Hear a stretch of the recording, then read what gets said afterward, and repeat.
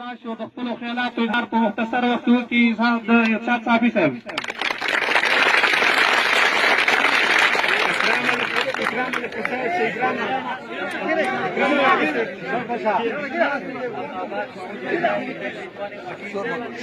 بسم الله الرحمن الرحیم. د ټولو نه مخکې زه د څاګي غیرتمند مشران، کشران، ځوانان او بیا خصوصا د دې ټورنمنټ مشران، د دې سرپرست اعلی امان الله شینواری، د هغې سره سره افتخار شینواری، سید جمال شینواری، معراج شینواری، میرحسن میر عرف فیصل خان شینواری او سبحان الله شینواری ته راجع پیش کومه چې تاسو دا ټورنمنټ دا د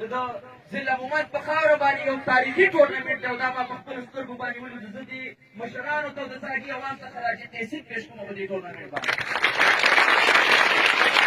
او تاسو خبرې به کوو،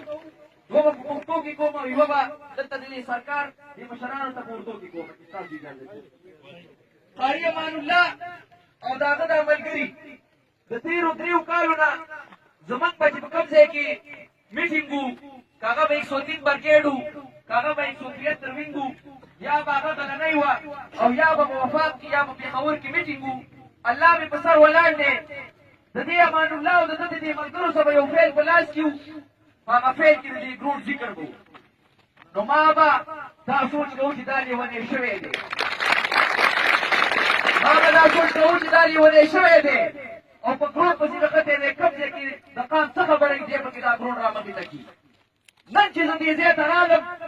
او دا خلک ما ولیدو، دا ځوانان ما ولیده، دا پلیران ما ولیده،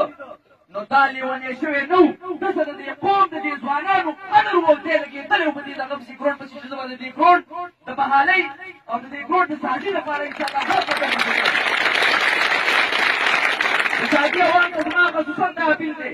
چې د داسې ځوانانو قدر پکار دی. راځم به اوس په اردو کې دلته خپل اعلی حکام هغوی به مخاطب کوم. جناب مہمان خصوصی 173 ونگ कर्नल इंतजाम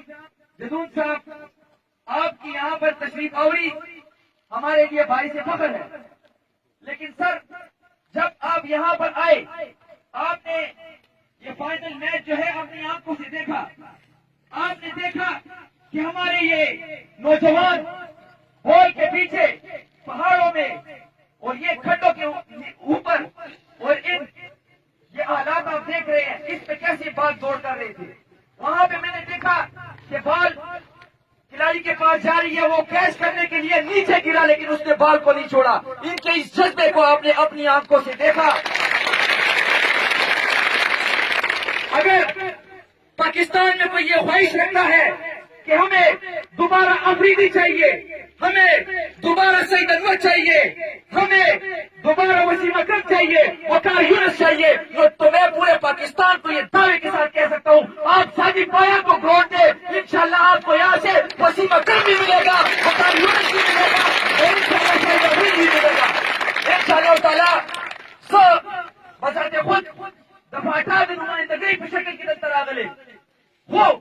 زما سره هغه اختیار نشته چې د دې ساګي د دې ځوانانو لپاره څه وکړم، خو چې څه مې نو وس کي هغه تاسو ته ویم. یوه خبره مې دا په وس کې ده د دې ګروډ لپاره انشاءالله تعالی زه د 100,000 روپو اعلان کوم چې په دې ګروډ باندې او دویم اعلان چې کوم زما په وس کې دی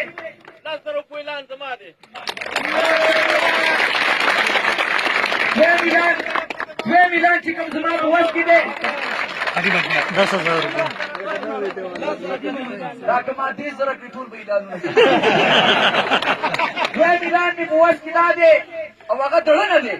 چې په دې ګروډ کې کوم کار کېدو او د لیبر کمی و نو دا ارشاد صاحب به انشاءالله سره د ګینترۍ او د بیلچې راځي زه به په دې کې د خپله کار کوم. मैं अपने मेहमान खुशी को का शुक्रिया अदा करता हूँ कि आप यहाँ पर तशरीफ लाए और इंशाअल्लाह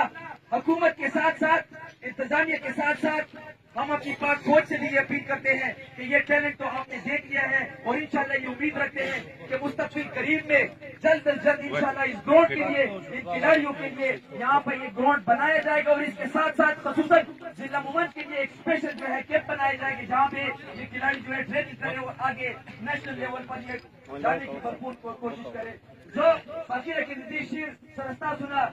इजाजत वाड़म सागी अवाम था कहा लांदी भी और बांधी भी वही चित्तशी और जशम